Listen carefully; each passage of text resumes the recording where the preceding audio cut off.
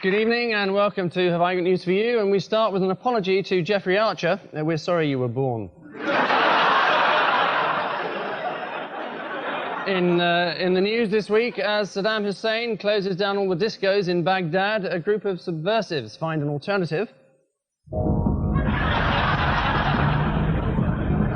At Russian army headquarters, new evidence reveals that equine flu is taking its toll on the cavalry.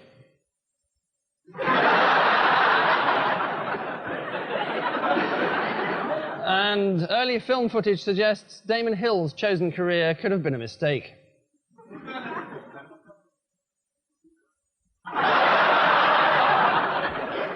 On Ian Hislop's team is a columnist and comedian who's also a fully qualified GP. We managed to get him to turn up this evening by calling him out at 2 o'clock this afternoon. Phil Hammond.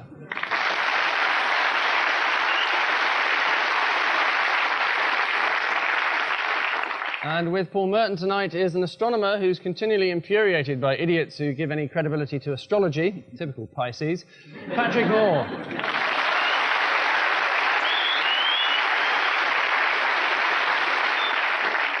So, round one, Hove's interview like an opening game in a quiz show. Paul and Patrick.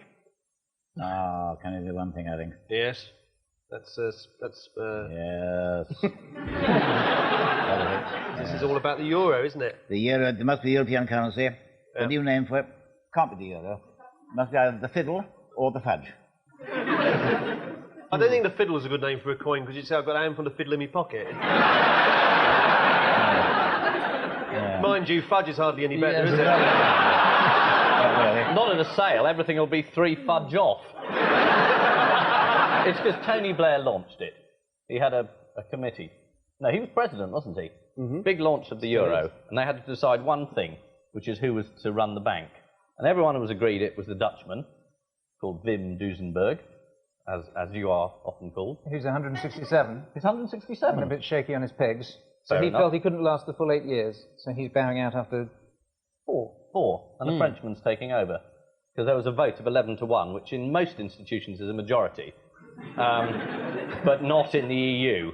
And particularly not if that one is France. That's what's known as a minority, so everyone changes and we give the job to a Frenchman. Yes, and what is the Frenchman's name?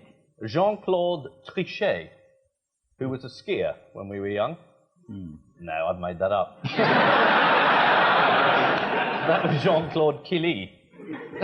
He was really fast. Yes, and had an entirely different name. Is this all pre-scripted? Yeah. It wasn't in the script that was biked over to me a week ago. What's going on? It's a setup. Yes. But you just whittle on for about 3.5 hours until you've exhausted each question, and then yeah, right, fine, thank you. That's the All joke. that's all I need to know. That's all I want to know. Fine.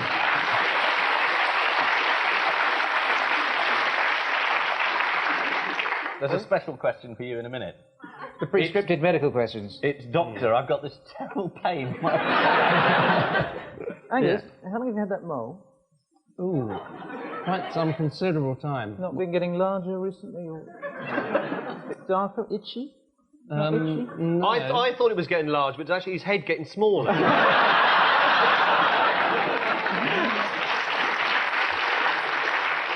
That was an ad-lib, by the way. Norman Tebbit, You can hear them there. Norman Tebbit on the Mail on Sunday. I've been carrying this around with me. He To would be not slagged off lie. by Norman Tebbit is amazing. He says here, they could never be so witty just off the cuff. And it says here, what a dreadfully dull show it would be if the people who did it actually performed it live. It's wounded you. It's wounded me. To be Carrying around accused your by wallet. Norman Tebbit of not being able to improvise, it's wounded me. There hasn't been a case like this since Pol Pot had a go at Charlie Drake. Now, was that an ad-lib or was that the one I made earlier, Norman? Ian and Phil. That's a junior doctor hiding behind a computer to get away from relatives. Tony Blair apologising for something. Tony's life support machine. Well, yes, which will shortly fudge because the computer won't work. 99. 99, that's it, yes. It's approaching the millennium then. Computer bug. They're not, computers apparently can't count to 2000. So Tony Blair's gone on to say that he's going to have a task force to go around and teach computers to count. I've no idea where they can't. Do you understand computers, Patrick? No. This millennium bug thing.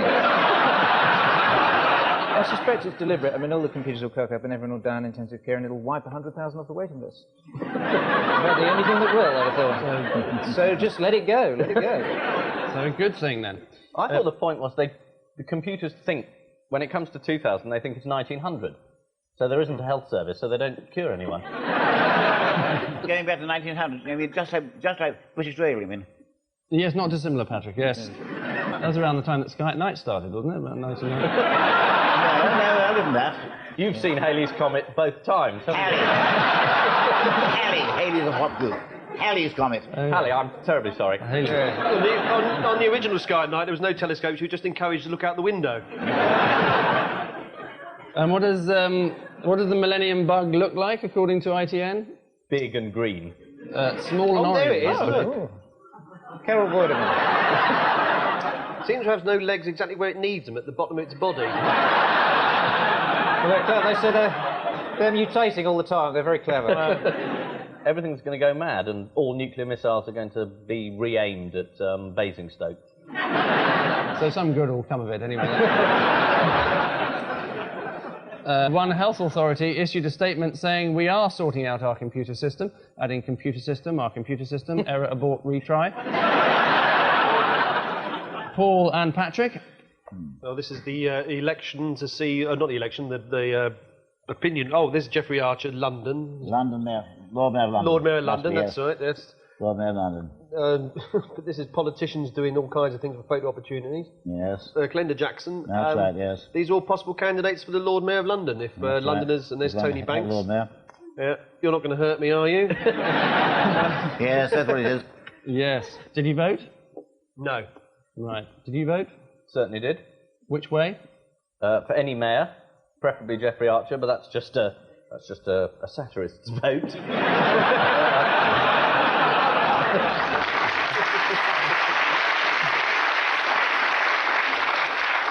I love the idea that if you put a smiley, that counts as a cross. They're so desperate, the government, to get this one through, that you go in the booth and they've said that if you're too stupid to make a cross, this is true, you can draw a smiley face next to yes, and that counts as a yes vote. It's unbelievable.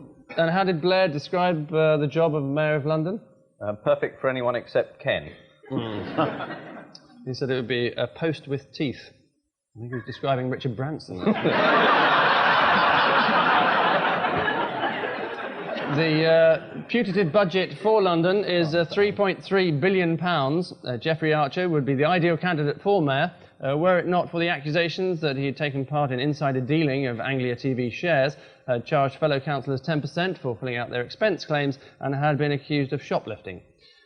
Had diverted money raised for charitable causes, had appropriated a short story sent in for a competition of which he was a judge, and made false claims about his past. But apart from that, he is a complete arse.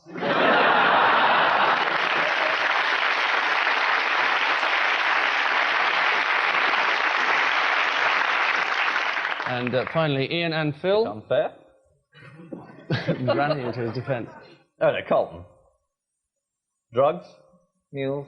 Mules? Hoffle's one-a-day garlic pearls.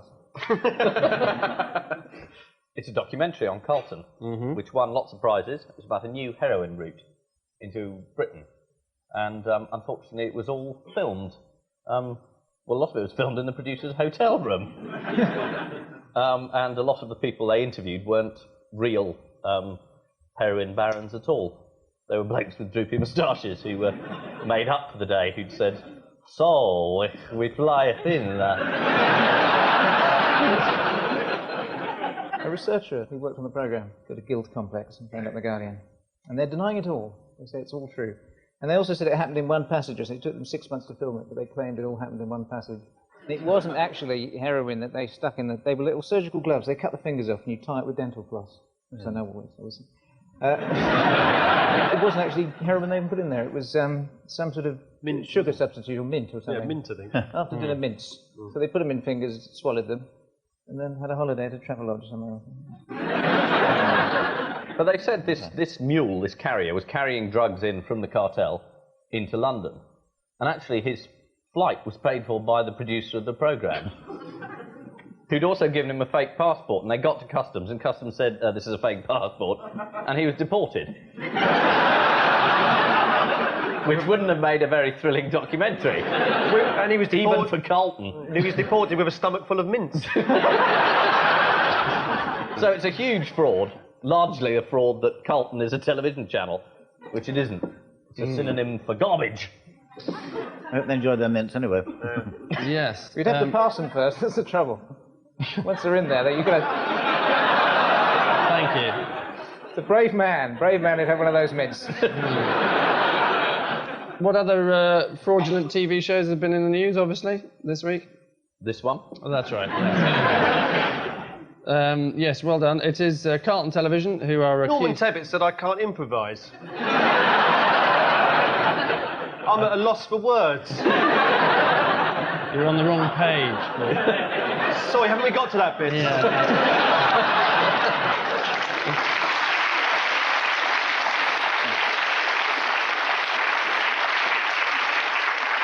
So, at the end of that round, both teams have answered 2 questions each and got 10 out of 10, so the scores, obviously, are 4-all.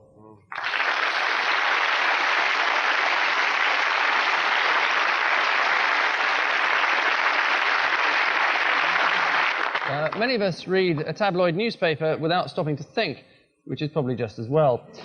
2 shining examples of journalistic genius, Paul and Patrick. Heavenly Bodies on the Pull. I know what that is. Yes. Yep. So-called planetary conjunction of May 2000. But when the planets are lined up, they're forecasting tidal waves and storms and utter complete bunk. Nothing will happen at all. And now it comes to the millennium, every crackpot's coming out of the woodwork. The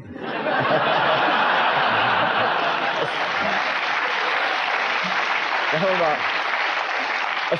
Astrologers, flying sorcerers, creation myths, conspiracy theories, the whole lot. The planets do line up, happens quite often. You won't even see it. And they say the effect is absolutely nil. Do you think there's Don't panic. do you think there is life on another planet somewhere? I'm sure there's nowhere near us. No. 100,000 million stars in our galaxy. Must be what's there? Yeah. Probably another show going on just like this somewhere. One where Ian constantly wins. The point is, the planets do have gravitational pulls, but the only way they affect us are the sun and the moon. The pulls of the planets are so slight they can't even be measured. Therefore, the cumulative effect is nil. I mean, would you ordinarily show us using tennis balls and bits of fruit? Or... It could be, yes, I mean, after all, but I think, if I'm right, the gravitational pulls of the planets...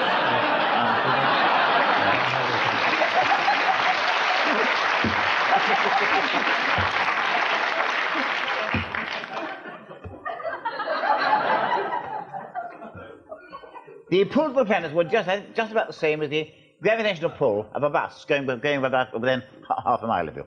So So where are we? There's the sun, right? What's happened to Uranus? We're number 3. You haven't used Saturn yet. Yeah.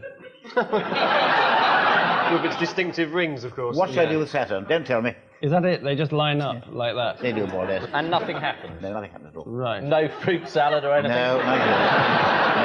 I think some made a prediction of tidal waves and earthquakes. Way ago they did 20 years ago. But they obviously haven't done their homework. There's nothing else. But there was an earthquake in Iran, wasn't there, in 1962? Nothing to do with the planets, I can assure you. No. It's association. You're not a scientist, are you, Angus? There's cause and effect and there's association. That's an association. You wouldn't understand that. You come along here with your bowl of fruit and you think you're Isaac Newton.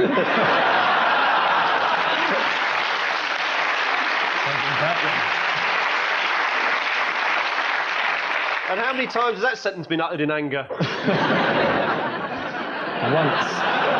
Tidal waves.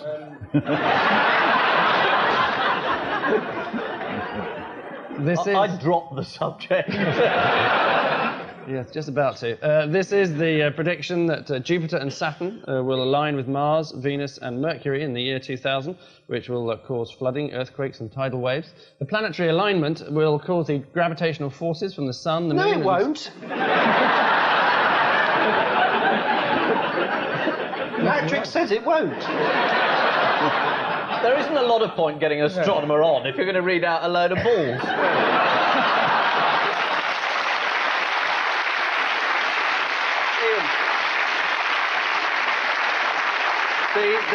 The correct term is spheres. Spheres. Anyway, good. Well, that'll do that with that one then. We'll just pass on to the next question. Ian and Phil, your rotating line is top flight surgery. It's some cardiac surgeons were back from some freebie jamboree junket conference type thing. And somebody on the flight, I think it was a German flight, Lufthansa thing, had a heart attack. And the hostess said, "Is there a doctor on the plane?" That's very good. 40 cardiac that surgeons put their hand up, which is amazing, because normally when you're a doctor on the plane and somebody says, "Is there a doctor on the plane?" you hide. So I can only imagine they were pissed as fast. Yes! And they all came forward. The poor bloke had a heart attack, had 40 different diagnoses from 40 heart attacks. But the amazing thing is apparently that they were given some freebie samples of this conference had probably only been tried out on mice, and they got their freebie samples out and whacked him in, and the bloke lived. And he's the luckiest man alive. Because Ian, you had an appendicitis, didn't you? One show that we did. I did. I was sitting here next to Mariella Frostrup, and I felt this terrific pain. And then I got appendicitis. No, I did. I went off and lay on a trolley in a corridor. Did you get a rectal? There's an interesting thing that a lot of... I beg your pardon. In my day as a doctor, it was routine. Anyone who might have appendicitis, they used to give you a rectal examination to see if you had an awkward lying appendix, to see if they could tickle the end of it. But they do it very now. gullible young doctor. They only do it now for patients they particularly dislike. They go, "That Hislop's lying on a trolley. Who's got the biggest fingers?" And they'll sort of line up. The South African registrar with the fingers like this, and the bodies down. Get right up to the spleen, you know. This is the lucky escape of Klaus Schmidt, was his name. Mr. Schmidt remained unnoticed for several minutes after his heart attack. Airline staff saw him slumped lifelessly in his seat, just assumed he'd selected the English patient as his in-flight movie. Which, high drama, means that at this stage of the operation, well, both teams are rigidly sticking to their guns, and indeed scores, each one boasting 6 points.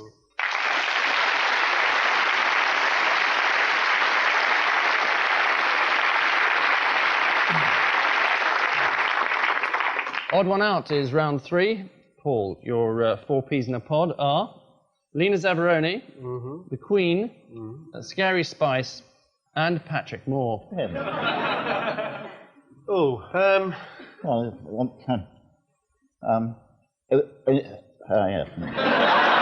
this the Queen just before she tests whether Prince Philip has had appendicitis or not? Is it body piercing? Anything to do with astrology? In what way? Birth signs, something like that? Yes, I know what it means. Yeah. Birth signs. To be honest, no. It's something that happened to... this happened to Patrick this January. A tornado. Oh my God, yes. Wasn't your observatory, wasn't that Observer damage, yes. Yes. Lucky not too bad, but that's very lucky indeed. And the Queen's Windsor Castle burned down. Is that yes, what house damage, that's right. House damage. Right. And so, one of those has not had house damage. Yes. That's unusual. Is it the Queen? Everybody else's house has burnt down or had some damage with wind, and her Windsor Castle burnt down, so that makes her the odd one out. Is the opposite of the right answer. It's in fact that they've all had their house burnt down, with the exception of Patrick, whose observatory blew down in a tornado. Do we get a point anyway? While he was out having a curry. It was like being under an air raid. It really was a twister. Curry? I was very lucky. I was very lucky indeed. Had it been 20 yards further east, it would have gone right through my house, which is 13th century thatched. That would have been total disaster. Oh, yes, I was very lucky indeed. The Queen lost one of her many homes back in 1992 during the inferno at Windsor Castle. Hundreds of firemen battled with flames whilst the Duke of Edinburgh wandered amongst them saying, "And what do you do?" Patrick, Michael Howard, Perez de Cuellar, Jimmy Carter, and Michael Knighton. I've got it here.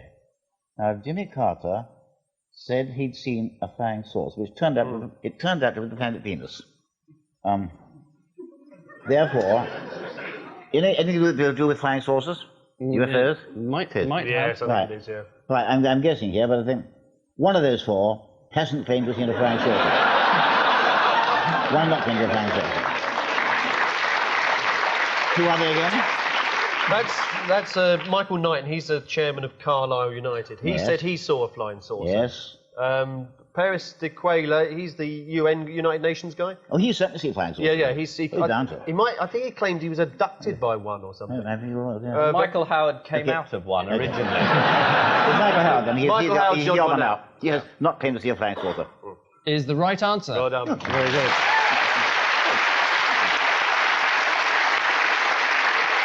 Is it true that you joined the Monster Raving Loony Party as a minister for UFOs? No, I can't be, because that would be sensible. Therefore, if we get elected, I should be Minister of Finance. Right.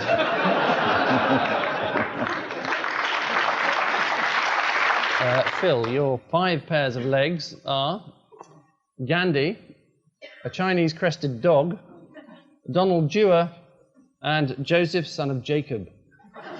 Bloke with a coat. Who was he again? Joseph. Joseph, son of Coats. Jacob. It's coats, isn't it? It's coats. It's bits of clothing. He's got a bit of clothing on. They all dreamt about fields of corn. It is clothing. I'm sure it's clothing. You're, Clothing, or it could be worms. you're actually. virtually- Clothing or worms. All dogs have worms. Right. Gandhi had a tapeworm. What, as a pet? Donald Dewar has, yeah. Donald Dewar has threadworms, the little ones that live in the barrel and come out and lay their eggs around the margin at night. And threadworm is nothing to be ashamed about. But it's not You something will you'd have willingly them. put on your CV, is it?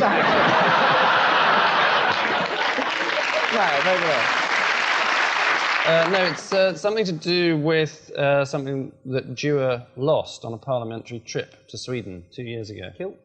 And never replaced. He lost his coat.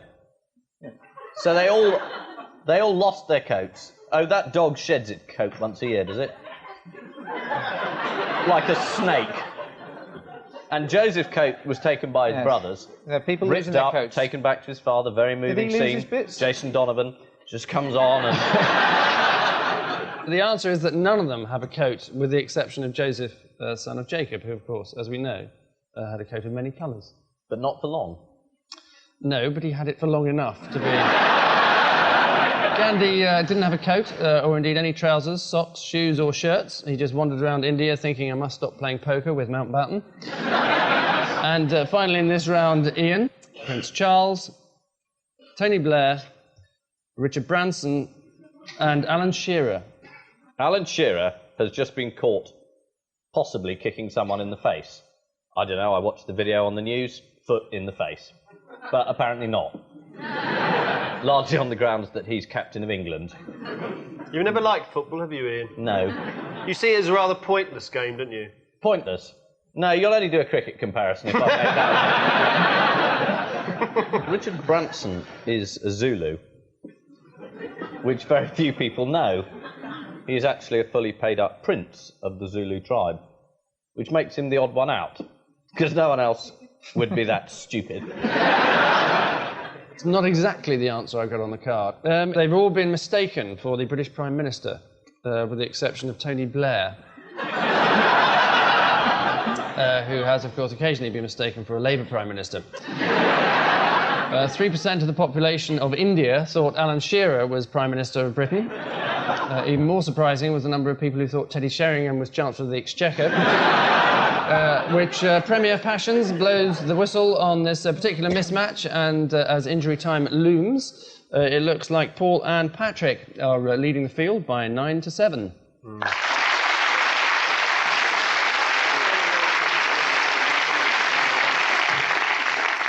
Lovers of innovation will be disappointed to hear that our final round is still the missing words. A variety of headlines plucked from this week's organs, including some, if not fewer, from this week's guest publication, the unique RAF Wives.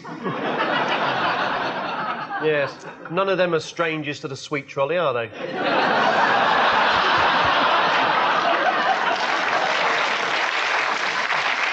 Hence the expression in the RAF, chocks away, presumably. So, to your marks. 4. Surprise as Gaza what? Discovers a cure for cancer. But then forgets it. No. He met an old PE teacher last week. Is it meets old PE teacher? Goes back to school is how they put it, but it's the right story. This was to take a lesson, followed by a question and answer session, in which the children managed to answer almost all of Gaza's questions. Next, what in Quiz Victory? RAF women. RAF ladies. RAF pub team. Paul Merton. RAF wives. Is the right answer. Next, what is the safest sunwear? Facto 145. It's in fact an anorak. Oh, no, I know what this is. This is nylon, polyester. Dark blue polyester is in fact the right answer. Man-made fabrics like polyester and nylon act better as protectors against sun rays and their effect. Well, you don't go outside, don't you? You've got dark blue polyester on. You dare be seen in the streets. Very safe. Yes. And finally, what comes from outer space? Water. Earth's water. Is the right answer. Very good. What's the story? There's much more water in space than people realise. Exactly. There's an awful lot of water up there. Very wet. If you That's thought not there was a a very lot of good coffee answer. in Brazil, there's actually more water in the universe. A lot of water. I said it came from melted comets. Well, it does, partly.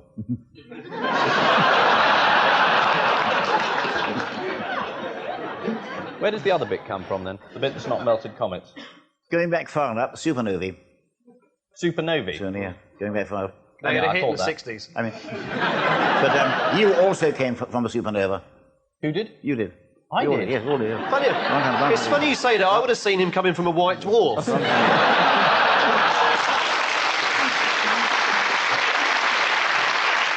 You're more of a black hole man, aren't you? Yes, exactly. All of which brings us chugging to the end of tonight's final lap. And at the checkered flag, this week's Vauxhall Novas are Ian and Phil with 8, whilst this week's Supernovas are Paul and Patrick with 13.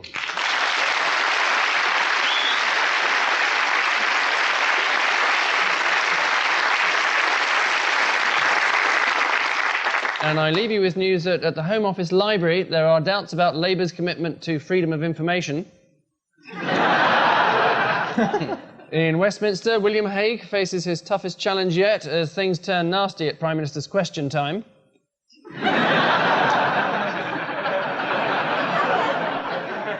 And in Asia, with tigers nearing extinction, provisions have to be made for Prince Philip's annual safari.